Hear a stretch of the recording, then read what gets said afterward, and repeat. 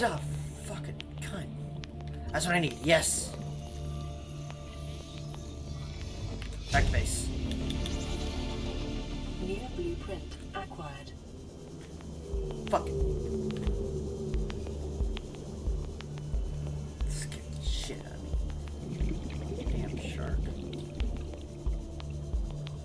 Well, I'm down here too.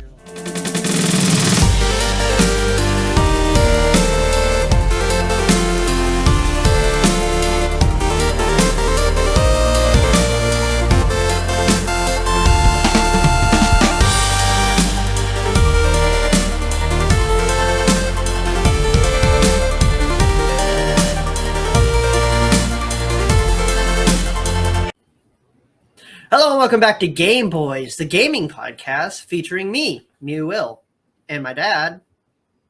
What's up? This is James, Mr. EA Ball. Today we got a lot of fun topics for you guys. You know, most of them gaming. Most of them? Most of them. I would like to think all of them, but So, you want to start out with our book reports? sure. Who wants to go first? You first, man. You played your game first. All right. Mine was a total shit fest. I played what was that shit called? Syphon Filter on PS4. The first thing we need to know is this game was originally released in 1999, the same year as a douchebag that I know was also originally released. If you know what I mean? So, and it was released for the PS1. Okay, so it's just a re-release? So it's like a port, basically. I mean, whatever the fuck you want to call it. It wasn't like remastered or redone Oh, God. by any fucking means. So I actually missed the stream because I was working at the time when you streamed. You didn't miss much. No. So I think, okay, so just in my opinion, I think that probably in 1999 on a PS1, it was a decent game. I'm pretty sure that's around the same time when GoldenEye came out. Like on the 64? Yeah, like Yeah. fucking GoldenEye, you know, legendary game, GoldenEye. Well, Which is re-releasing on the Nintendo. I mean, well, so Switch. it was basically the same idea. You would without necessarily such branding, because you know everybody knows James Bond. Yeah. I don't even remember this fucking character's name, but I know. That's great, man.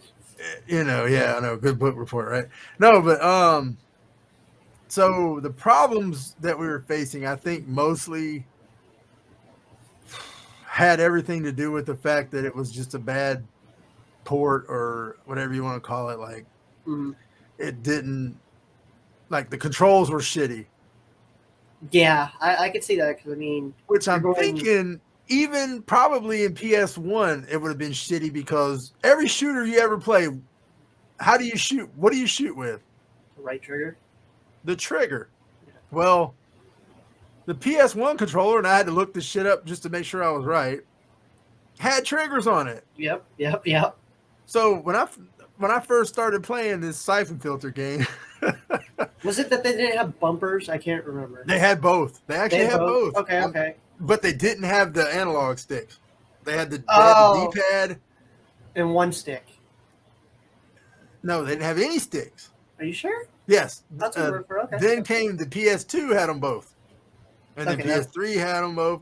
PS4 had them both. But before that, because I looked it up, it had like the fucking D-pad, it had both triggers, and like the square, X, all that circle shit.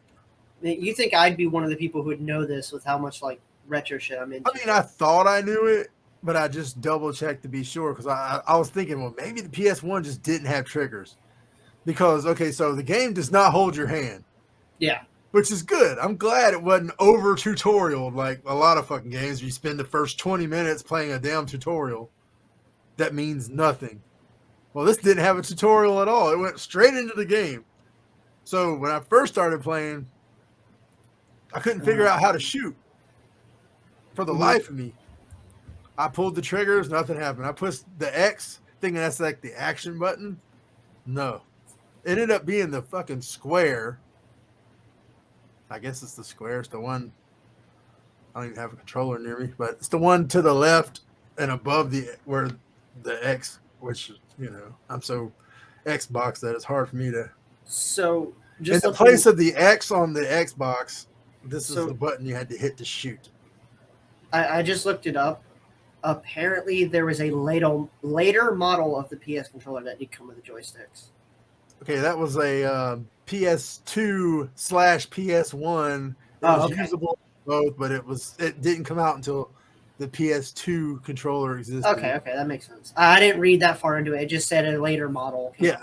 that's why. So Yeah, I so it got was you. still able to be used for the PS1, but it was post PS2. Yeah, I got you. It literally just Um, like it was most of the part I read was like, ooh, it had the I saw analog that. and digital. It was like, okay, Yeah. So the analog sticks did not exist yet. okay, makes sense. I don't think you could click them until the PS3. I'm not sure, but it doesn't really fucking matter. It has nothing to do with Syphon Filter. It don't. I want to say it was PS2 though. So anyway, no, I mean PS2 was the first one that had the analogs, but I don't think you could click them shits yet. But anyway, it doesn't even matter. So we're still talking about Syphon Filter. Yeah. Which was on PS1. So figuring out the controls was one thing. And I don't play any game with a D-pad anymore, like literally, unless it's like some kind of like item menu or something. Yeah. So I was attempting to use the stupid, analog stick on the PS4 controller, and it does work, but damn, your movements are all fucked up. Like, so for the stream now, I was having trouble just. I love Elgato for recording shit. Yeah. But for streaming, for some reason, it's just pure hell to try to get to where like you're streaming if you use the Elgato software. But you can't even do video or stream without at least turning that shit on. It's weird. It's not plug and play like you can get a cheap one from, which I ended up having to do because I just got annoyed with that. But anyway, so for the stream, I was already in the second level. The first level Tutorial. wasn't terrible. It wasn't super easy. Like, you don't really die much in this game because, well, I didn't die much in the first level because the shooting actually is easy once you figure out how the hell to do it, because you can lock on targets that auto locks. Okay, yeah. So that's actually what one of the bumpers did was like there'd be people up on rooftops and you auto lock it and he'll look up there and then you can shoot them. Was it first person or third? It was definitely third person. Okay. I'm imagining like a Perfect Dark Zero kind of. You ever played Dead to Rights? No. Max Payne, original Max Payne. Max Payne, yeah. Like 1 and 2 Max Payne? Yeah. Not 3? Okay. That's kind of the vantage point that you have. So it's totally third person. It's not even half like Gears of War type, like 1.5 person or whatever. Go to zoom in, it's first person or whatever. Yeah. So it don't even have that. It's always third person, which wasn't a problem. The visibility was really shitty, and I think that has to do with more of the fact that it's an old PS1 port versus. But I don't know, because like even back then, a lot of games were always just too dark for me. Mm-hmm. By the end of the damn stream, my eyes were bleeding. Felt like it anyway. So the stream was the second level. The second level is literally a subway on fire. You're in a subway terminal. Damn. That got bombed. Fresh. Yeah, so you didn't even get a fucking BLT or whatever. All right. You didn't get to eat. You just got blown the fuck up. So it's all blown up. It's on fire. The fire looks so shitty. I ain't gonna lie. And it was dark. So you got a combination of it's dark. There's fire, And if you barely even touch the fire, which the controls are fucked up, so I'm like walk sideways and go right into the fire and burn up. Mm-hmm. And so the controls mixed with the visibility issues, I was just die, rinse, repeat. Fucking basically, I would go.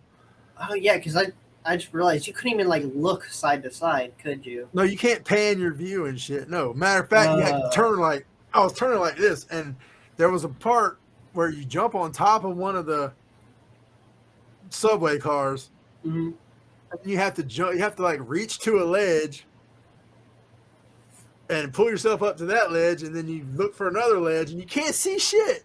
And there's like a little pipe that you grab hold of, and you like shimmy your way. So for its time, was it like innovational or something?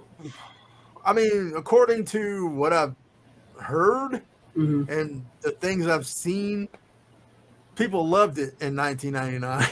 Okay, I mean, I guess it's just we're To so me, I'm cultured thinking to it's just because of the port, like the fact that, like, it probably played a lot better on the PS1. probably. I can see that. It was probably more enjoyable on the PS1. It was probably still dark as fuck and impossible to see. I wonder if it was on the PS Classic. I don't I remember. mean, supposedly it was sort of a big deal. I guess it's sort of a good game. That's why they bothered to bring it back or whatever. Gotcha. Yeah, that makes sense. So the stream really sucked because it's literally just watching me die over and over. I wish I'd have been able to stream at least the first level where I did pretty damn decent. Yeah. Instead of this frustrating ass second level. So I never even got past the second level. And only streamed for like an hour and change because I had literally already been playing it for like an hour or two. So my experience was a lot different and probably a lot better. But I was also getting frustrated in my game, and I'll also explain why. So my game I had to play was Subnautica. Now, Subnautica is a beautiful game, first off. Yeah, it looked great. The story was you have crash landed on this alien planet that's mostly submerged in water. There are some islands that I found later in the game. Plus, there's like your ship that crashed, right? Yeah, you're on a space pod, and then the Aurora, the big ship, the big mothership, ends up blowing up and throwing out radiation or something. And I learned later on that I'm supposed to go to that ship because remember at one point I visited this ship to see if I could go in there after I got my radiation suit. There is stuff I'm supposed to do in there. But basically the whole plot is I learned about the plot a little bit. Once you repair your space pod, the little escape pod or whatever, because it gets damaged after the ship explodes, you'll start getting transmissions and you'll start uncovering more and more of the story if you go to the coordinates that the game gives you to go to. And eventually you'll start getting these like telepathic messages from an alien sea monster creature called the Emperor. And I didn't get that far into it, but I did do research afterwards because I was curious, and I don't think I'm going to revisit the game again, even though I did enjoy my time, just because it felt really time-consuming to play. Eventually, like, you visit this alien temple or something like that. You do some stuff, you build a rocket, and leave. But so the whole mission, everything is based on leaving, like getting back out of there. So it's a survival game. So the whole time you have to keep yourself fed, keep yourself, drinking water, shit like that, which was the most annoying part because it seemed like you got dehydrated real quickly in this game compared to like all the other stuff. So like at first, don't you also have to like constantly resurface to fucking get air? Oh yeah. But the oxygen things and stuff like that were super easy to get. I had those within like the first 10 minutes. I had the biggest one I could get at the time. There's a bigger one that I never unlocked or anything like that. But And the whole time you're collecting copper, titanium, other types of materials to build up things, make stuff. And eventually I figured out that you could make a tool that allows you to build your own little habitat. So I ended up making my own little habitat stuff. And it wasn't that great. I literally just used it for storage because you do not get much inventory space. And a lot of items take up 4 inventory spaces for whatever fucking reason. And, it was all overall an enjoyable game. But there was a point where it got real, like, the game gets scary. And not like as in a horror game kind of scary, but like suspenseful scariness. Because there's these creatures called Leviathans. And they all have their own unique names. I don't know them all. I don't know any of them, actually, except the Ghost Leviathan. But I didn't even encounter that one. I found that one in my research. And there is, in the first stream I did, because I did 2 streams of this, because I enjoyed playing it and I wanted to do it again. And I think I played over 6 hours total streamed into it. And at the end of my first stream, I was over towards the Aurora after it had blown up, swimming around, and my screen starts shaking, and I hear a loud, like, roar, and I just see this giant tail pass by me, and it jump scared the shit out of me. So the next day when I streamed it, you were in the chat, right? Mm-hmm. So for a little while, anyway. I asked you, late enough that I pretty much went to bed. Yeah, I asked you, I was like, hey, do you want me to go and see that Leviathan again? Because during that time, I hadn't decided if I was going to play in between. And I decided to look stuff up, and I figured out the names of everything. And you were like, yeah, sure. So I was like, all right, fuck it. At this point, I had the little one-man submarine called the Sea Moth. So I drove over to where I encountered it. And the creature looks awesome. Like, great design work. I was scared half the time. And, I was just sitting there getting as close as I could without it seeing me. And then it saw me and it was chasing me. And I was running away. And I made the stupid mistake to look back. And I looked back and it was right in my fucking face. And it has like these claw things on its mouth. And it grabbed my sub with its claws and was just attacking me. And I was like, okay, well, maybe it'll let me go so I can run. And no, my thing was about to break, and I just hit the B button to get out, and I just swam away. So I lost my sea moth there, and I don't think I've built one since because it takes a lot of resources to build. But like, what did you think of when you were watching me play the game and everything? I mean, not just from what I've watched with you, but from what I've seen. It looks like a beautiful game. You worded it perfectly in my chat. It's beautifully terrifying. Yeah, so it looks beautiful. I'm not into survival games. I feel like it's just almost as fun as a walking simulator. So I will say, if you do get this game, there is 4 different difficulties, or not difficulties, 4 different modes you can play. There's the mode I played, survival mode, and there was one that was called like free roam mode, which is still, you get the story, but you don't have to deal with the survival aspect. But you still have to collect stuff and build. I'd recommend you go for that mode. So part of what I was seeing also, you said you played about 6 hours. I played 6 hours, yes. So a lot of what I'm seeing says it's about a 20-hour game. I could see that. In total, which to me that's right about as, maybe 25 would be about the most I'd want to have to play one game to get everything to get done anyway. As far as if you want to play it like a completionist, it's going to be a hell of a lot longer than that. But yeah, and there was a lot I probably could have done, but it was obvious things I was missing. Like, I should have been able to build that sea moth within that first day, but I didn't realize there was an item I could pick up that I needed to pick up. Yeah, it was like some seed that you could pick off the vines. Oh, I figured it was some of the random crates that sit at the bottom. Oh, there was also that too. So when you when you start the game, you don't have that many blueprints, and to get blueprints, you have to scan either the item or item fragments, or blueprint fragments, and sometimes. Or the best place to find them is at like crash sites. Part of the Aurora will be in parts of the water, Yeah. randomly scouted throughout. And I just had problems finding some things, but I did realize later on that I could have helped myself out on the survival aspect with like the water and the food by making a farm, because apparently you can make an indoor farm in your That's habitat weird. thing. Yeah. And I mean, I didn't know this, so I didn't do it.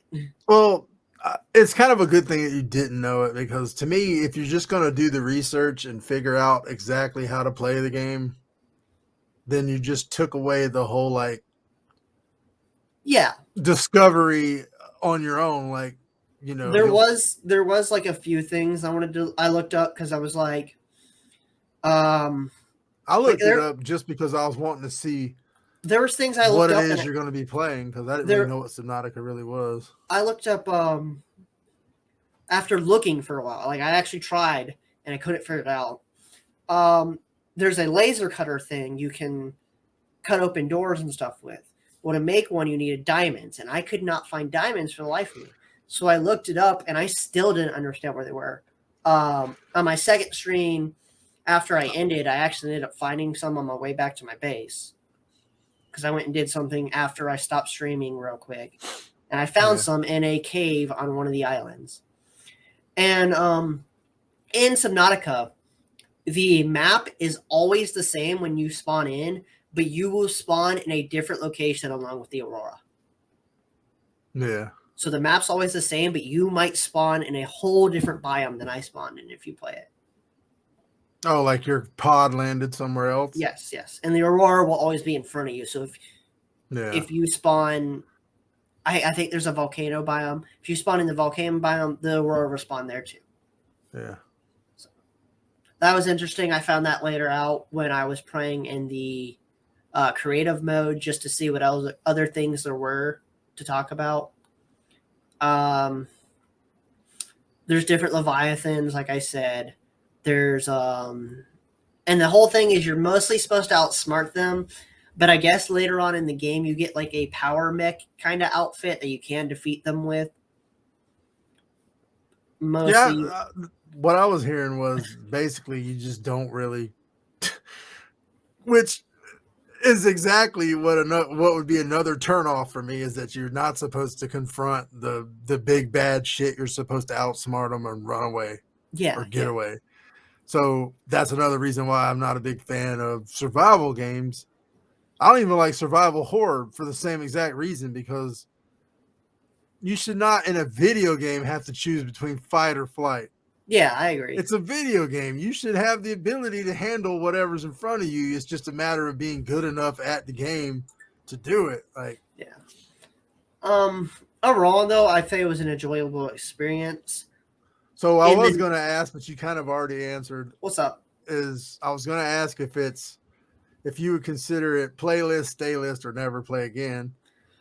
So for me, it's Syphon Filter is a never play again unless I get a hold of an old PS1 and maybe try it that way. But yeah, or if it's on the PS Classic, maybe. So playlist would be something that, you know, you'll keep it on for a little while, maybe just till you beat it. And then stay list is obviously one of those games you're always just going to go back to. So we're clear what the difference is. I think I've kind of said it a few times.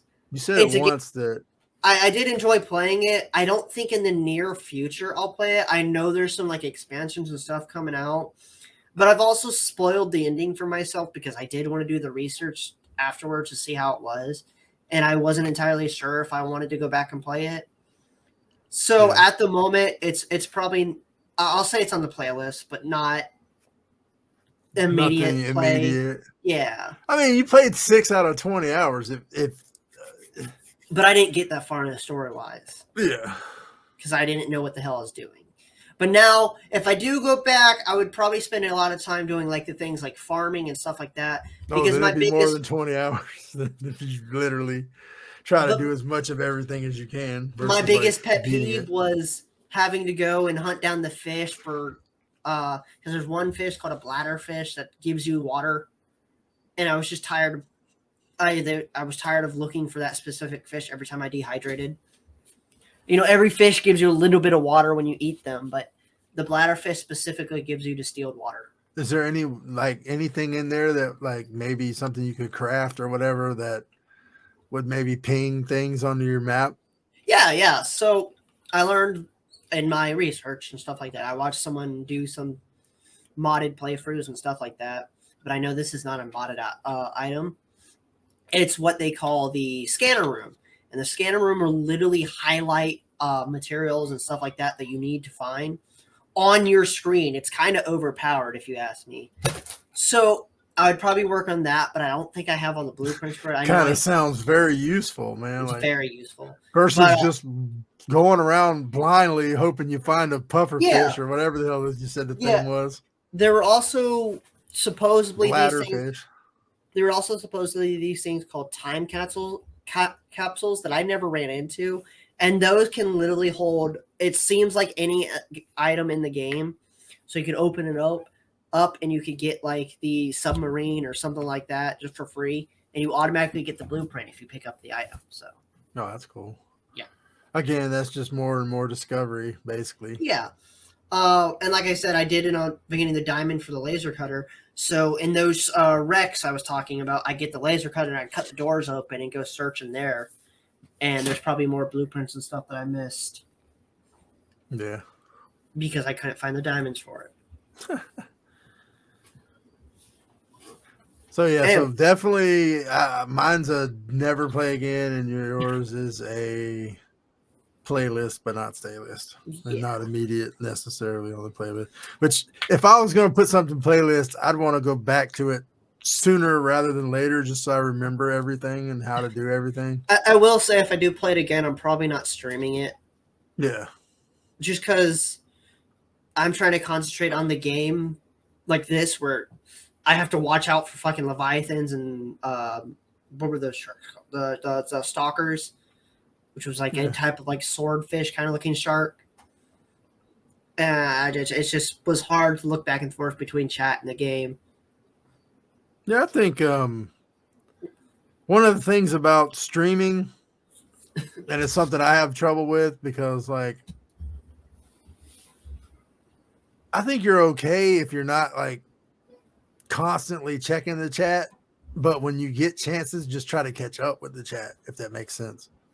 Yeah, I mean, versus did a message come in, and then you're versus you went through a stressful part of the game and you didn't really look at the chat, but then now it's kind of calmed down. You're like, oh, well, I got a chance. Let me catch up with the chat, sort of thing.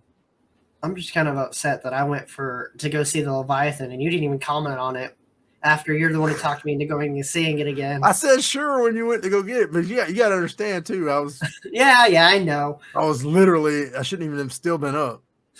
I was expecting you to say holy shit or something like that when I encountered I did say something about you crying like a bitch or something. You screamed like a bitch.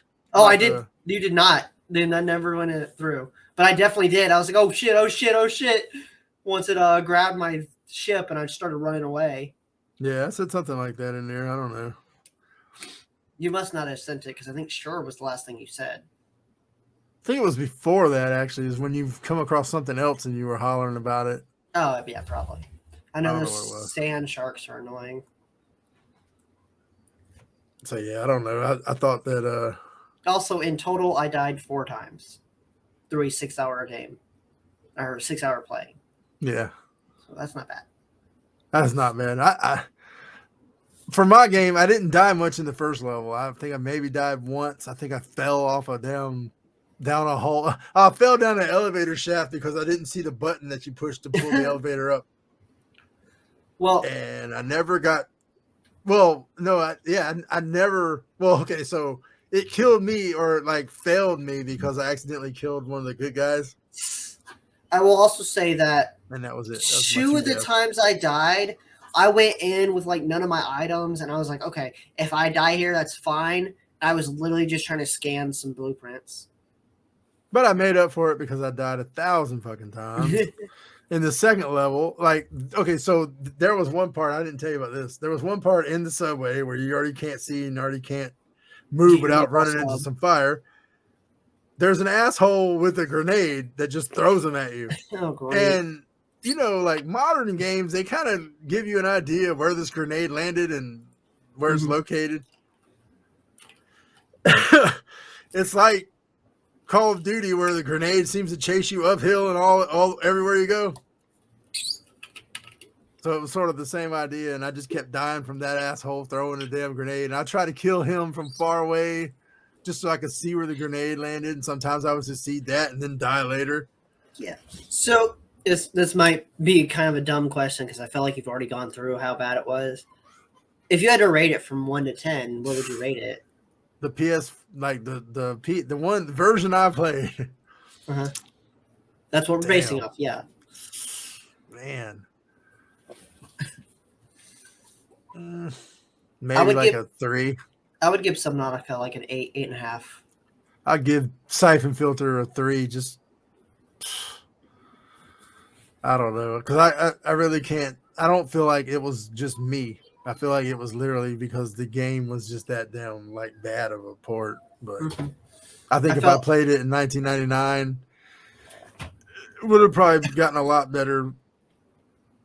I don't know, because on a PS1 versus how it turned out. So that's, that's our reviews, and the good thing is we get to spin later on for another one to figure out what other game we're gonna play. Hopefully, it's kind of hard to beat Subnautica because that was a brilliant game. So it was like I inadvertently trolled myself by giving myself that fucking game by putting that game on my list. I was expected to be, my type of game, a damn third-person shooter. I mean, not so much the spy aspect of it, but Yeah. So you wanted me to have my own little segment on our show. Yeah. And we agreed that I would go on some rants. So I have a good rant for this week. All right. So last week I talked about how I was going to buy a PSP portable or a PSP for modding. And do so I have to go through third-party sellers. So I found one on eBay for cheap. And actually, I was going to read the description to you, but I have no clue where I put my phone. It's right here. So I'm going to read the description first so you know what I knew before anything. Because otherwise you'd call me dumb for not reading the description first. And first of all, before you even get into that, I want everybody to know that William is bad at damn eBay. I'm good at eBay. You're bad at eBay because I can guarantee you. I bet you I'll find a reason why how you screwed up. But go ahead. Yes. Okay. So far, you did good. You read the description. So in the description, what condition does it say it's in? Condition used. Item has been used previously. The item may have some signs of cosmetic wear, but is fully operational and functional as intended. The item may be a floor model or store return that has been used. So that was the description I read. Okay, there should be another description that tells you specifics on that device or that. There isn't. Okay. And that could have been my bad. Your first mistake. Okay. Yeah, I didn't notice, but I did contact the seller. Unfortunately, after I purchased it, because there was like 10 minutes left when I went to purchase it. And it was $30. And I asked the seller, I said, is the system working? He didn't respond. So 2 days later, I said, is there any issues with it? No response. So it came on the 11th. And I messaged the seller because I got it. And when it came in a box. Loose, so it was shaking around and stuff like that. And I said, well, that's not a good sign. I opened it up, no battery. Okay. I know, and I looked up to make sure the PSP can work without a battery if you plug it up. So I plugged it up, was not turning on. So I then contacted the seller. I said, does the system not work or is there just no battery? Well, first of all, how much did you pay for it? $30. How much is a typical one that you can get? They vary. I saw a lot for 50, 60, up and up from there. And typically I've seen them sell like stuff like that for like parts or scraps or yeah. That was one of my concerns. To someone who can repair them. That was one of my concerns. And worst but case scenario, they're supposed to put the shit in. They're supposed to have a description and telling you that he shouldn't have put it in there loose either. That was fucked up because it was literally rattling around. It wasn't even like bubble paper or so it gets wrapped worse. in paper. No, nothing. Damn. So even worse, I messaged him the day I got it. Does it not work? Or does it not just have a battery? So the communication sucked. I get that. Yeah. The next day he texted me. Or he messaged After me you've back. already received it? Yes. He said, it worked great. It has a battery. I messaged him back 3 hours later because I was at work. Did you send him pictures that it doesn't have a fucking battery? I did. I said it had no battery and wouldn't power up with a cable. No response since. So my rant is, whenever you're selling an item, make sure you put the specifics. If it's for parts, if it's for working. Yeah, you should fully disclose. Because the title did not say parts, and I read the condition, and it said it was going to be a functional thing. Now, here's my question. Yes.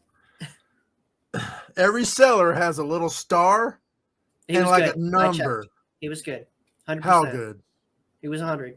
100% of 5 or 100% of like 1,000 things that he sold? This is important because you don't want to buy shit. Oh, now he's down to 94% because of me. Okay, so that's gonna fuck you in the end. Believe me, that's why I don't like eBay. It's not fair. You give him negative feedback, he's gonna turn around and give you negative feedback, and you didn't do anything wrong. He had 17 sales, and I was 18th negative. So that would be the bigger mistake to me, because if he's only sold 17 things, he probably doesn't even know how to do half the shit that he needs to do. Maybe. To fully disclose, or he doesn't realize that he's supposed to. Well, Maybe he figured that you knew because it was $30 that it was a piece of shit, and it didn't even, it wasn't $60. Well, the fact that it said it was a working model is what got me. Yeah. So my whole thing is, disclose this stuff. And if you're going to sell anything on any fucking website, common sense says if someone sends you a message asking if the system works and you didn't list that the system works, let them know it doesn't fucking work. Okay, common sense tells you don't buy it first, then ask. Yeah, Liam, that too. Come on now. Be fair here. Anyways. You own part of this problem. Yes, I agree. I did fuck up. I'm not denying that I didn't fuck up. The fact that he's not being a good he doesn't have seller, any integrity, so he's not even gonna fix the problem. Yeah. And the fact that he ended up messaging me saying it works and it came with a battery, even though it didn't, that's what pisses me off. But the entire time, he should have sent some kind of message anywhere in there. So my thing is, I think he was trying to get away with selling it as a working console. Even though it wasn't. Yeah. Because, I mean, he So how much would a battery cost? $10. So but it's not working while it 40. It's not working while it's plugged up. So it's not going to work. It's fucked up. It's not just just not going to work. Yeah. Okay, so what did you plug up, though? I plugged up the charging port, which is powers on, and I plugged up the other. I used both ports because there's two ports. There's one you can plug into a computer and one you can plug into an outlet. Okay. So I was about to say, so maybe the brick or the fucking power piece didn't work either. So I tried several power pieces. Don't worry about that. Because he didn't send one either. I had to find my God. own. Yeah. So William needs to be more careful. Yes. When purchasing shit for actual money. Yes. So with that said, I have communicated with another seller off of Facebook Marketplace who has a lot more sales. I'll tell you now. God, I don't know if I trust Facebook Marketplace at all. Well, Facebook Of Marketplace. course, that is how I sold my PS5. Yeah. I mean, but that was me selling it, so I I was truthful and honest. I've had to do returns with Facebook Marketplace before. Facebook Marketplace will make sure they get all that shit done. I don't have to worry about eBay saying blah blah blah. But I did end up talking to this guy for a long while, making sure everything worked. He had pictures of it working and everything like that. And my new Star Wars Darth Vader PSP will be here tomorrow. Star Wars. I only got Star Wars one because it was like $10 more expensive than. I wouldn't care about none of that shit. No, I didn't either. I was thinking, okay, well, it's a limited edition one. It'll probably go up in price. So if I ever want to resell it, it's probably better investment than a regular black PSP. Yeah. So just be careful and make sure the dude's not just there trying to rob your ass. Well, or whatever. he showed me him packing it all up, stuff like that. He sent charger, battery, the system, everything. So, and it was a significant amount of more money. So here's the question: I wish I spent in the first place. The one you paid $30 for. Yeah. Did you use PayPal? No, I used Apple Pay. Fuck, you just screwed yourself on that too. Because PayPal, if you dispute the shit with PayPal, they'll make him refund you. They'll literally charge it back to him, which is one good thing about PayPal. Yeah. Once you basically, you don't even really have to prove, but you got to I have make your statement of why you feel like you should not have been charged. If everything goes right with the Star Wars PSP, I have a coworker who said he can repair the black one, and I was just going to use it for when I do yours if I end up doing it. Which from you, I would need a list of things you want once I figure out what I can do. Of games? What games or what systems you would want onto it. Yeah. So, but I have to figure out what I can do first. So, yeah, no, that's my little rant. Just fucking put what's wrong with the system in the description and answer your goddamn messages, Nick. Next time. Yeah. I literally spent there's probably 60 messages between me and this new guy before I decided to go for it. And I kind of wish I just went for him the first time because I know that listing has been up there for a while because I looked at it before I bought the one I bought. So you're just bad at eBay. I'm just bad at fucking. Apparently you do okay with Facebook Marketplace, but you are shit at eBay. You get fucked on eBay. Every story you have is like, I got fucked on eBay. I have plenty of good stories on eBay. I just received a new figure from eBay seller. I actually have a lot of figures from eBay because I'd bid on them and I get them for like $5 compared to $25. Yeah, okay. Let me think of some stories you had. You accidentally bought 2 racing wheels. Yeah, I did that. Yeah, because you're bad at eBay. I offered one to you. Because you're bad at eBay. Yes, that was bad. And what was the other thing? Oh yeah, you got some kind of weird tie strap thing for your car. Facebook. That was actually on Facebook too? Yep. Oh god, I thought it was like some eBay. Nope, that was situation. Facebook. And that got resolved. I have the Supreme one now. That's not on my car yet because I'm just waiting until I take my bumper off and change it out. All right. Well, anyways, that's not about gaming. That's just about how bad you are at fucking eBay. Anyway. While we're talking about the PSP and other retro systems, how often do you visit your retro gaming stores in your area? There's only one. It's called Video Game don't something. Name it. What? Don't name it by name. Why? Who fucking cares? Even if I did, all it would be is free advertising for them. It gives out locations. Again, I'm not telling them where I live, my address. I don't really give a shit. But anyways, I'm not saying what it is. It's called a place that fucking sells old ass video games. Apparently. So I have a few around me. I have 3, 4, maybe 5. Well, yeah, there's gonna be more around you. But and I've noticed either they don't check their pricings online often. Or I don't think they care. I think it's more about the convenience of being able to go to a brick and mortar. I was about to say, or they nerd fest and nerd out with some nerds, man. Yeah, I mean, the place that I'm talking about that shall remain nameless, even though I'm sure they wouldn't mind. It's like 30 miles from me. So, but anyway, they have all the old shit. You could probably buy a fucking NES from there. Yeah, So I could probably go buy a PS1 and get Syphon Filter and play it and enjoy it more. I don't know. They also have like those weird ass like. So what you're saying is you want Syphon Filter on your PSP? No. I think that's a game I'm gonna have to add. So, what was I saying? Oh yeah, they even sell like the weird ass like where like Chinese companies will go and like make a fake version of a system. And, yeah, like, repos. And like no, not like that, but like the ones that like do multiple systems or something like that. Well, they'll have like 1,000 games preloaded on it. Yeah, and it's like it literally one of my looks like a Super Nintendo, but it might also play regular Nintendo games, Super Nintendo games, Nintendo 64 games, all rolled into this one stupid system. And there's no cartridges or discs; it's all preloaded. Yeah, one of my stores do that. So it's kind of like the what was the thing you were talking about last week? The where you can. Oh, it's kind of like what you're planning on doing. Jailbreaking. Yeah, no, not the jailbroke part, but the loading games in it. That's jailbreaking. That's not what I'm talking about, William. The other thing you were talking about, where you emulation.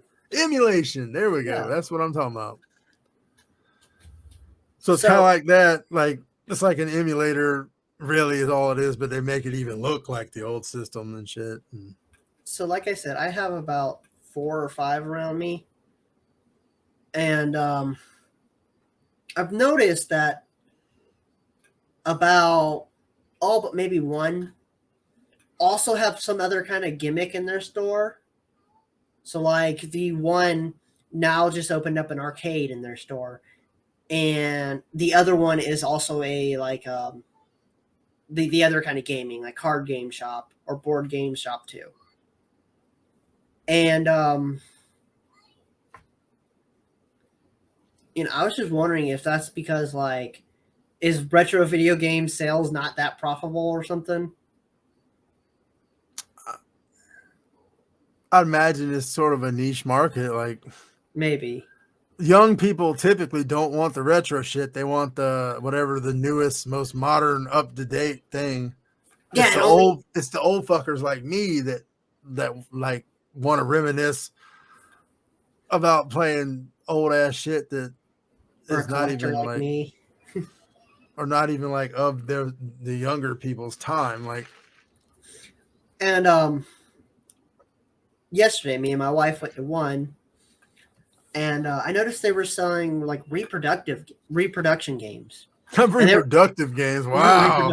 Reproduction games. No. So games that are not the real ones, but they can be played on the system. They're like deep fakes of the original. So yeah, it's like kind of. Not Sonic, but like Soundic. No, they're like it's the actual game, but with a like homebrewed cartridge or whatever. So I was thinking to myself, I'm like, this store discloses it. It'll say repo on the tag, or they'll put stars on it if it won't fit on the tag. So I'm thinking, I was like, I wonder how many of these other gaming stores sell the reproduction and just don't tell people. I mean, sort of like to answer like what you were talking about before, if there was still such a market for retro games, GameStop would still be in that. Well, yeah. You know what I mean? I think you maybe online you can go past the previous gen, but like you go in the store, the furthest back they're gonna go is PS4 and Xbox One. Series. Not even one anymore. They have like a little bin that had like 3 games. My GameStop still has the 360 games. Mine shit. It's in the bin, like you're talking. Yeah, there's a bin. Yeah, that's it. But like, I'm wondering, because there's obviously a market for it. There wouldn't be these reproduction ones. Yeah. And the biggest that I know of is, of course, the Pokemon games, because the Pokemon games are fucking expensive if you want to buy the old ones. That's funny because I have like a DS game that has all of them on one. Yeah, that's a reproduction thing. It's not. Yeah, that's cool though. It didn't cost me like $11 for the whole disc, and it's got like that, and it has like 60 other games or 100 other games. So things like that, I would imagine are just for people who want to play the game, the reproduction games, but don't collect them and try to have like but the actual... aren't like me and want to collect them. Because I want to collect my whole idea for the Pokemon games, at least, is I don't really know what I'm going to do past the first 2 generations, but I want to get like the Game Boy Color and the game in a matching, like the matching Game Boy game with the matching Game Boy Color, and put them in like one of those cases that's like the styrofoam or whatever behind it. I think that would be really cool. But like, I guess that's why they're so expensive, because there's people like me who just want to collect them and stuff. Yeah. And other people who just want to play them just buy the reproduction. Either way, if a shop sells me a reproduction, I will know, because I have the tools to take it apart and I know how to identify the reproductions. Yeah. Because obviously that was a skill I was going to learn. But I was just curious, how many people walk away with the reproduction and thinking it's the real one and not even knowing how to check?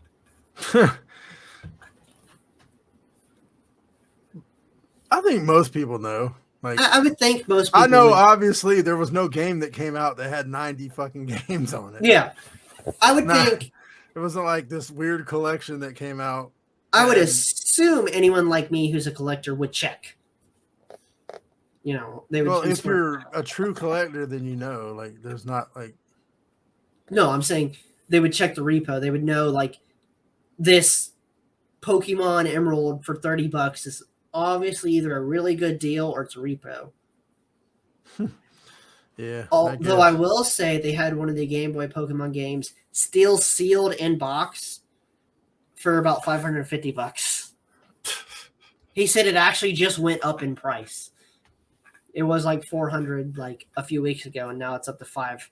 And I was like, damn that. I want that, but I don't want to spend that. Yeah. If I had that, like, from my childhood still in box, that would be awesome, but I'm not going to spend $550 for it. Hell no. You might remember this. How much were Game Boy games coming out? I want to say like 20 or $30. I thought so. I thought there were like $30 coming out. 30 would be like, and Nintendo's bad about just holding on to their prices. Like, they don't. Yeah, most Nintendo Switch games do not whatsoever. So back in the day, there used to be like, before GameStop just decided to take everybody over, there used to be places that were like Rhino. No, even before Rhino, man. These were like mom and pop type brick and mortar buildings that were like, just little. They had one that was, believe me, this won't give me away in any way, but there was one in Ohio. It was called like Video Game Exchange or some shit like that, and it was like you literally walk in, and before you buy any game, you play it there. They'll take the cartridge and stick it in their system and hand you the controller and let you try it. And like, other than for that, it was set up kind of the same way GameStop was. But I mean, I think the people that worked in there, the clerks or attendants or whatever the hell you want to call them, that was a big part of their job, was to make like, to I could see that. You and let you try the damn game. Yeah, that's fucking genius. I could see that helping sales a lot. The only things they couldn't do would be brand new games. They're not going to open. They weren't going to waste opening a game to let you. But as far as anything used, you would assume they'd open one and be like, if you want to buy the new copy, it's right there. I mean, eventually they're going to get one traded in, and then once there's one traded in, even if it's 2 days old, then they finally got something you can, unless you buy it, and then it was a little like the games were like a little expensive. Like if they come out new for $30, you might be able to get it used for $20 unless it's super old. And then maybe you can get it for like $10. Okay. Or if it just wasn't good and wasn't popular and there's no real demand for it. Well, I mean, I was never old enough to buy Pokemon game or Nintendo games at that age, anyways. Sorry, Game Boy games. You know, Yeah. I think the first game I ever bought for myself was on the DS, and it was just because I saved up birthday money. And I remember I was pissed because they didn't have the Pokemon I wanted. They were out of the one version. I had to buy the other version. It was the Yeah. 1 year that Pokemon came out on, like, in my birthday month. It was like the 21st, I think it came out. And they were sold out of Pokemon White, and I had to buy Pokemon Black. Because Yeah. Legendary White was so much cooler than Black. So, just to kind of not keep talking about the same thing. So when you're playing a game, what is like the most important factor for whether you enjoy the game or not? If it keeps my attention, I mean, That's what I'm asking. I know what that's vague. But like, aspect of the game is going to keep your attention? so I think, in my opinion, it has to be a mix of like the big 2 or 3 things, probably 3. If the story's good, if the gameplay's good, and not to as a big extent, but it still has to be decent, the graphics. Okay, so what you just basically described is exactly what I would call the fun factor. Yeah. So a game could have amazing graphics, like top of the line, Cyberpunk. ahead of its time. Graphics just beyond imagination. But if it's not fun, then like, what's the fucking point, right? Something could be hyped up, could be story rich, but if it's not a good story, or if the gameplay just sucks, so like, imagine if it has a great story, amazing graphics, but then when you play it, it's like terrible. The controls suck, or the. So I mean, I also think because a lot of like RPGs are like that, dude. They look great, they are rich as hell in story. Yeah. But like, they're boring as hell to like just constantly be walking around from one NPC to another. Yeah, so I have. And then when you get into the fighting, it's literally just pushing one button and like over and over, yeah, stabbing or casting spells. So, my least favorite, or one of my least favorite types of games, and I actually forgot to mention this when you asked me this first episode. The first episode. I hate like light novel games. So games that are basically there to tell a story, and you have very little. Oh, like Telltale games. Telltale. Those are just not fun. Among Us, stuff like that. Yeah. The Back to the Future one disappointed me because I was like, cool, there's a game for my favorite movies or whatever. You know what sucks? And it sucks so bad. You know what really sucks for someone like me? The Borderlands one. There's a Borderlands one. It's canon to the story of the whole overarching Borderlands. Yeah, it's the prequel or pre-sequel or no, pre-sequel is an actual game. It's Tales from. Tales from okay. There's a second one coming out soon. It's also going to be canon. It sucks because I hate those kind of games, but I love the story of Borderlands. The whole overarching story is great. So, and in my opinion, making a good game, it's kind of like one of those what are they called, line graphs, where graphics have to be so good, and story can be so good, but one can be kind of under. Without if the other one is pulling it up. Enough. Yeah. Because I mean, like, I always wonder why do people play shit like Minecraft and Terraria when it looks like shit, but apparently people have fun. I couldn't imagine having any fun with those games. But Minecraft and Terraria, I guess. Those are just some examples. There's plenty, but I think there's a whole nother aspect of that. It's a creativity aspect. It's a way to get your creativity out in those games. Although I think Terraria is more of a story-heavy game. Minecraft doesn't have much of an overall. Terraria is more closer to a platformer. It just looks like shit. Yeah, I guess I could see that. But you know, Minecraft is getting your creativity out, doing stuff like that. I mean, I enjoy Minecraft every once in a while, but I feel like that's an exception of the rules. Because I mean, not many games are like that, where it's you get to make whatever you want. You know, Yeah. I feel like that's a whole nother aspect you'd have to add, and it's only like a few games that have even that caveat. Yeah. Because I can't think of any other examples of those kind of games except the two you brought up. I Except could, I maybe like could. I just really can't. it's like maybe I don't except play for, like, them, so. Well, okay, the so rip-offs. Portal isn't I liked Portal. fun at all. It's like I thought it was fun. I don't really like puzzle games though, so I guess. Yeah, I mean it's a genre thing. And it looks so bland. It's like literally you're in the same stupid looking rooms, like square ass rooms with like you put a hole in the wall or you put a hole in the floor and you jump I through take it. that back. I never played the first Portal. I played the second one. So I haven't played the second one because I didn't like the first one. You're like in a facility. But there's a game called like I want to say it's like Super Hot or something like that. Super Hot's cool. That graphically it ain't shit.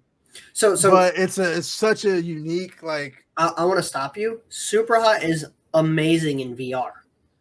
Okay, I don't do VR. It looks like a game that's meant for VR. But so anyway, so what I was saying was it's such a like unique like concept behind it because you move one way in like every movement you make, they're mimicking or they're doing the opposite of. So like you shoot and then you can move them to the bullet by moving yourself in a certain direction, shit like that.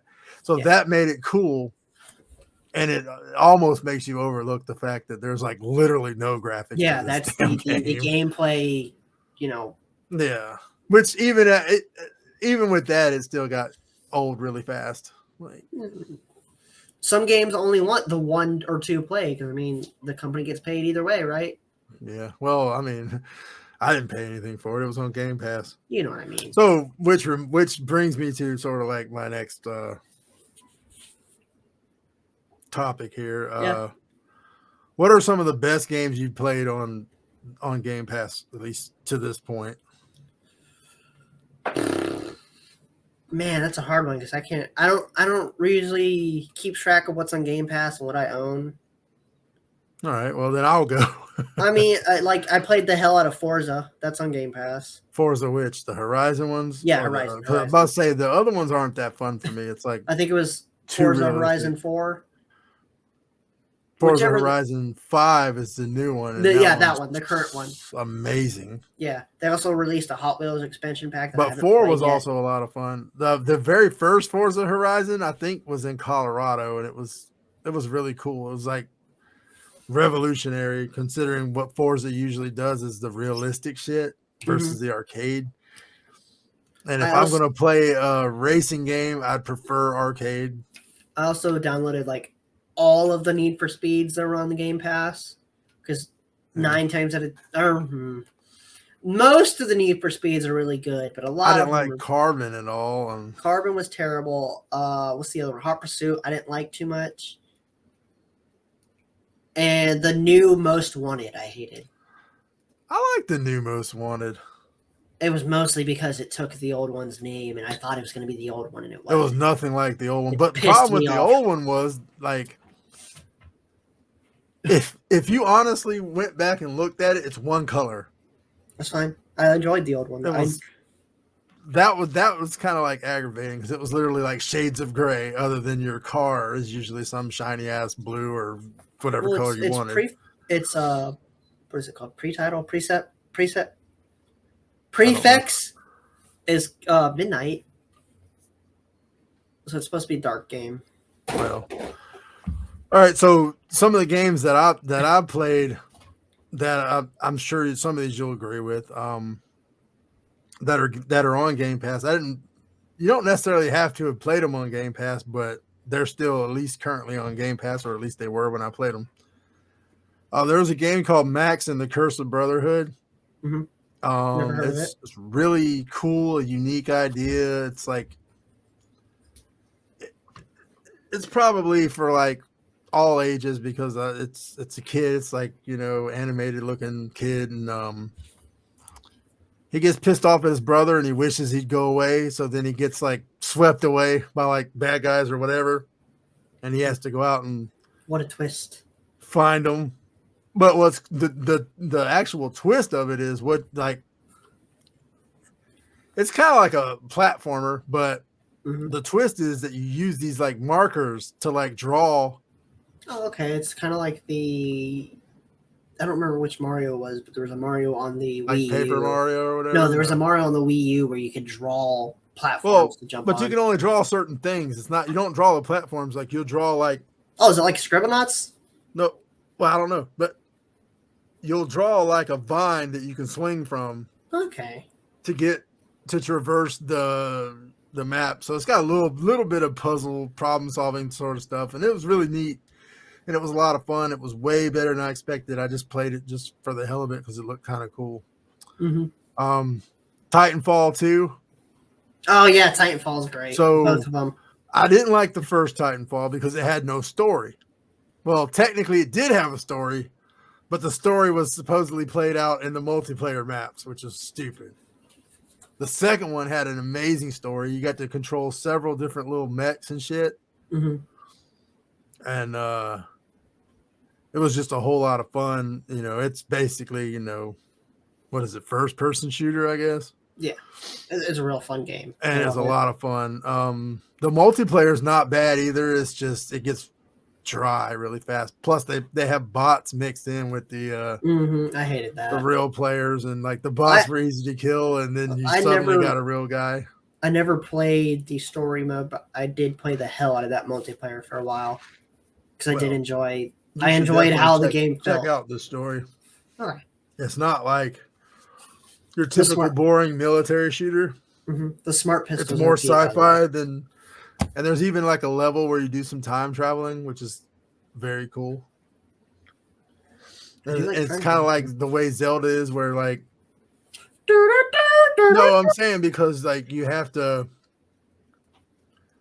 know what it looks like in the other world, like in the past and the present, to like know when to switch, because it'll get you around things that are in your way. So that was kind of cool. Battlefield Hardline. I don't like Battlefield, but they typically have good story modes. Battlefield Hardline is totally different from all the other ones. Bad Companies were cool too. Yeah. But Hardline, you're a cop. You're like literally a narcotics cop, I believe. And it was really freaking cool. I've been playing a game. I haven't finished it yet. It's called The Gunk. And it's a neat little platformer too. Kind of hard to explain. It's like a little action adventure platformer. You play as like a female character. There's two girls and they land on a planet and they're kind of stuck there. And one of them stays back with the ship, but the one that you control goes all around discovering and trying to find whatever's going on, figure out what's going on. There's this weird gunky shit that you have to like suck up, almost like Ghostbusters. And once you clear all the gunk out of an area, it becomes like bright and beautiful. Yeah, I got you. It's kind of cool. You know what game I really did enjoy on Game Pass? You probably have never heard of it before. It's called Subnautica. Really? Yeah, never heard of it, dude. Never. So Wolfenstein 2, the new Colossus. I never cared for the Wolfensteins. Yeah, but it's not like the old Wolfensteins, dude. I might have to check it out. Yeah, it's worth playing. It's not like the old ass Wolfenstein. I don't know, but it's really cool. It has some really funny moments too. Crisis 3. Oh yeah, damn! How could I not think that one? Yeah, Crisis 3. That goes without saying. It's still Crisis 3 is like in my top 3 games. Yeah. And Fallout 3. Nah, Why did I not say Fallout 4? Why did I not say Fallout New Vegas or any of those other shits? Fallout 4 is okay, but Fallout 3 was just once I started playing that shit, I couldn't stop. You can't treat it like it's a shooter because it's totally not. I've never cared for the Fallout games myself. It's more like an RPG with the weirdest shooting mechanics on Earth, but once you get used to them, I did like it shows you the best place to shoot. They call it VATS, VATS, which stands for something. So yeah, when you like do that, and then it like slow mos and it like tells you like the head is like 61% damage, but like the chest might only take like 30, so you'd actually know where to aim. Mm-hmm. But most of the like weapons are terrible, so like they miss more often than hit and whatever. Is that's just part of what made it really fun. That and the soundtrack, damn, that's hard to match, man. It's so fun. Like it's just fun music. It's stupid. It's so stupid that it's fun. And retro old and shit like that. So anyways, those are just some, but those are some that we've already played, and luckily for us, we'll get to find some other ones that we may like as well. You ever heard of this game Subnautica? Yes, William. For someone who's that big into it, I'm never gonna touch it again. You may probably never touch it again. I think there's like a sequel coming out though, so maybe I'll touch that one. Yeah, it was like a sequel or an expansion or something. It's called Below Zero. Beyond. Oh, Zero. I think it's the this is just an expansion to the one. Oh, maybe I'll touch it then. At least I've heard it's coming out. Yeah. Who knows though? It may be a whole standalone game. Maybe. So we're about an hour and 10 minutes into this. Do you want to go ahead and spin our wheel? We get out of here. I guess we can. Just for the sake of not making this too long, or is there any topics you want to go ahead and hit before next week? No, I'll just save some of them, I guess. Well, we could talk about Gore real quick. Gungrave Gore. Yeah. I just think it looks really great. I think it legit looks like obviously it's Japanese, but it looks like it's going to feel like an anime the whole time. And I'm down for it. Yeah. So, I mean, okay. So let me explain something, because I know exactly why you said that shit to me, because I don't care nothing for anime. I genuinely just meant it looks like an anime. Yeah, I mean, so I know why you mentioned it to me that it looks like an anime even before this episode, because I don't like anime.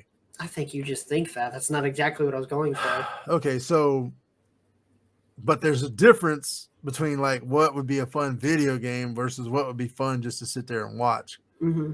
I don't like superheroes, but some superhero video games are very fun. Yeah, I have fun memories of you playing. It makes more sense, really. But it makes more sense to, to play for your character to have superpowers in a video game than it does just, it's so fucking played out. Like, it's the same idea. Like, anime, I played, what was that game? Asura's Wrath or some shit like that? That was total anime. You played it too, I think. It was on 360 or fucking, it was old. But anyway. I remember I recommended an anime game to you and you never touched it after I bought it. Doesn't mean nothing. I may end up touching it eventually. Yeah, it's fun. I may put it on the wheel and end up spinning the shit. I haven't put everything I have on the wheel, so. It's hella fun, I'll say that much. Because I still need to go through the whole catalog of 300 games that I have on Xbox that are not Game Pass games, and add some of that shit to the wheel. So I may talk about Sword Art Online or whatever. Yeah, the games are great. If it's turn-based, I'm not going to like it. It's not. If it's live action, I probably will like it. I just haven't gotten to it. No, it's not turn-based. I know the anime for that actually sucks ass, but the games are fucking phenomenal. Yeah, I mean, I'll tell you what I've looked at, and I can tell you I won't like would be Naruto or whatever the hell, Naruto. No, it looks like a fighting game. It looks shitty. It looks like a shitty version of Street Fighter, which it's is the same way the Dragon Ball games do. The only thing that's fun about Dragon Ball games are I'm not even going to say all the Dragon Ball games. The Dragon Ball Xenoverse. Yeah, Xenoverse. Xenoverse is a whole like time travel kind of story where they'll bring random characters from different time periods to interact with each other, and just the interaction is the fun part about that game. Plus, it's kind of like a looter shooter kind of deal, but in a fighting game style. Yeah. I love those games. So getting back to Gungrave Gore, all I've really seen on it is the trailer. That's all I've seen too. And the trailer looks fucking gory and amazing. Graphically, it looks amazing. Which I mean, any game coming out should look graphically amazing. I mean, it should, unless it's like an indie game, then it gets a pass, kind of. It should still have some kind of standard. It shouldn't look terrible. I mean, it should. Yeah, I mean, they should make some sort of a real attempt there, but it should be like another category of indie games have. We understand if they're this level of bad. There is no way AAA games should look as bad as certain indie games do. But yeah, that would be a problem. It's more understandable for an indie game to look like that. The main character looks like a total badass. Hopefully that's who you play as. I mean, trailers will always deceive you though. Like I hate it when a trailer has no real gameplay. Yeah. A lot of trailers do that nowadays. Because I don't want to see your fucking cutscene. I want to see what the gameplay looks like. I know most games have amazing cutscenes, but you don't control the cutscene, so that's not the fun part. The fun part of a what you can take from a trailer would be the gameplay. So, just from the trailer, though, it looks like something worth keeping an eye out for. You could almost say it looks bloody awesome. I guess you could if you were British or something. Then it would make sense. I mean, I get what you're saying, but ultimately still, it was pretty bloody. I like the dude, the last little part where the dude was still standing there and then his head fell off. So I thought that was kind of cool because he had already gotten past the whole group, and then one dude would look like he was still standing there, and then the next thing you know, his head goes. Droop. That was part of why I said that seems like an anime, because that's a big anime trope. Like, if someone is a sword fighter, they'll cut someone in half or cut something in half, and they'll just walk by it, and then they just fall, or the head will come off, or sliced in half. A lot of games I've seen that are like also based on anime is based on the exact shit that I hate about anime. I hate when there's girls that look 12 years old, and they're like upskirting these fucking 12-year-old girls. They look like 12-year-old girls, but they happen to have like curves, like curvy ass bodies, but they still like the face. What are you talking about, man? They're 3,000-year-old witches that never age. Whatever. Even ultimately, so like they've even made games like that, like some kind of lollipop chainsaw, some shit or another. Oh, you're talking about lollies now. That's a whole different story. Still anime, and that's just one example. I don't really know the rest of the shit. I just know like that's the part of anime that really is like, nah. It's like, are these the dirtiest minded people out there? Like, why do they make their characters look 12? Because I know Japanese people, they don't look 12. Not all of them, unless they are 12. I mean, you look 12, but that's why you ought to go for that that casting thing, because they wanted people in their 20s that look like high school students or whatever. So anyway, that's a whole nother story. Yeah, that's not happening. That's too bad. You could do it.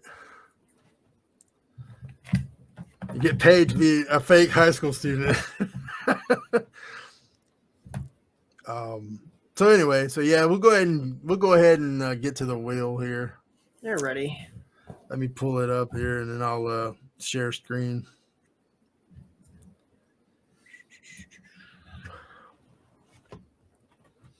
I wish I could make this fucking. Let's see. That still ain't that big, but oh well. It's going to be big enough. No, that's good. You don't see it. No, I meant that's good. It's big enough. If you're saying. You're like, no, that's good. It's just the way it is. Perfect. That's perfect. Share screen. That one. All right, so I'm still rooting for the Power Rangers game. Are you hoping for Power Rangers? Still, yes. All right, so we'll do yours first then, since you still want Power Rangers. I've I added really- some stuff to your wheel. Oh God. Just to make sure you have. Well, if it lands on something you've already played, you gotta Yeah, say I'll it. just tell you. We'll just do it that way. All right. Oh, what'd you do? I don't know. The hell did I hit? I don't know. Don't know either. Because now the screen is black. Oh, it's supposed. I don't know. It was trying to give me an ad, but I think it's froze. yeah, that's what I was. There we thinking. go. There we go. All right. So we'll do Williams' wheel. Spin the wheel. Say when. When? Come on, Power Rangers. Come on, Power Rangers. Kill it with fire. Is that spider game? Yeah. I've already played it. Don't sound. You ain't got to lie to be cool, man. I've already played it. I think you just didn't want to play it. I've already played it. Whatever. Because you would have told me that it was on your list last week. Oh, I didn't see it. I've legit already played it though. I chased around a spider. I think I threw bread at him at one point. All right, we're spinning again. If it lands on something you don't think you're gonna like, you're just gonna say you've already played it. Oh, Loot River. Loot River. I have no clue what that is. Yeah, neither. It almost landed on Guardians of the Galaxy, which I thought would be kind of interesting. I would have hated it. Why? It's a Telltale game, No, it's not. isn't it? No, it's like an action superhero game. No. It's not a Telltale game. All right. Loot River. So it is. Loot River for you. Oh, man, what do I want? What did I say I wanted last time and it almost landed on the shit? I don't remember. I can't remember. There's Power Rangers is on my list too. Yeah. Yeah. Okay. We'll see how it goes. Please don't be something shitty.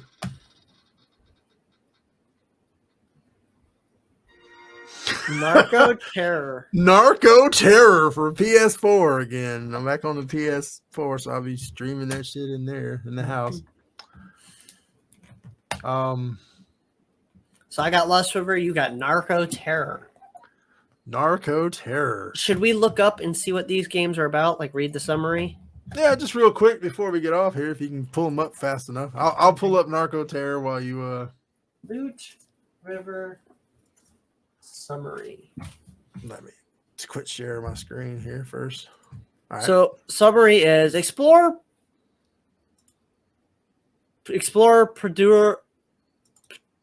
generated labyrinth in a dungeon crawling action procedurally generated. Procedurally, thank you.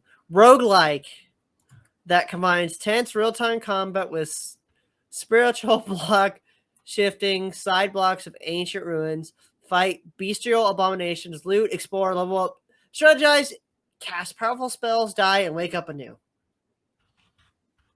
You would give me a roguelike game. I hate you. Unfortunately, that's a lot of what is available for some stupid reason. All right, so Narco Terror combines the good of the old and the amazing of the new in action-packed twin stick shooter, which I like, by the way. I'm a big fan of twin stick shooters. About an over-the-top one-man war against a drug cartel. In true arcade style, it is filled with unlimited ammo, ear-splitting grenades, huge explosions, massive tanks, armed helicopters, and fast planes. So, I guess you're like a man against an entire cartel. Loot River is like an up-down game. Top down. Top down. So it's top down and it's roguelike, or is it roguelite or roguelike? There's a difference. Light, L-I-T. Okay, so no, L-I-K-E, roguelike. Oh, roguelike. Okay, so basically the roguelikes you're supposed to try to basically beat in one play without dying. Man. Or you'd go all the way back from the beginning. I can already tell you my review on this one isn't going to be great. You don't know. Fun fact, I'm bad at video games. Fun fact, I'm bad at any rogue anything. I unless get it's frustrated. for whatever reason I've become good at Call of Duty. Remember when we So used I'm trying to see how old this Narco Terror game is. that's Oh, 2013. I think mine's 2022. What was Yeah. yours again? Loot River, yeah. I had a new one. Remember when we used to play? Remember when we used to play Call of Duty and I'd get 1 kill a game? So this game came out in 2013. So you said you played COD? I used to get 1 kill a game. Yeah. You weren't trying though. Yeah, sure.